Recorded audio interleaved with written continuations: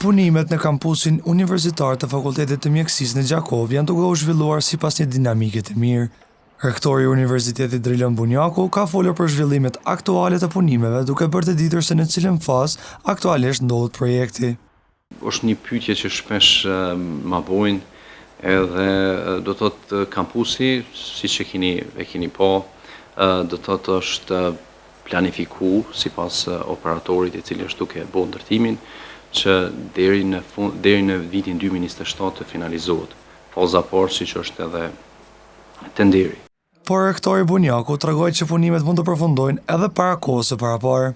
Operatori i cili është duke bërë ndërtimin, kompania ndërtuese, është zotuar edhe është duke punu më shpejt se sa është plani dinamik, edhe sipas informatave që kam, planifikimi është që deri në fund të vitit 2026 të finalizohet e të mos e pres 2027.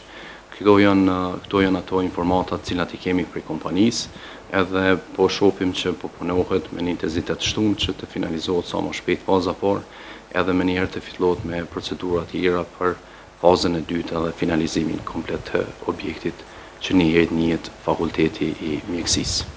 Në dhjetor të vitit 2024, vendosja kur themelit të kampusit të Universitetit Femi Agani në Gjakov shënoi një hap të rëndësishëm ndaj përmirësimit dhe avancimit të infrastrukturës akademike dhe për krijimin e mundësive të reja për studentët.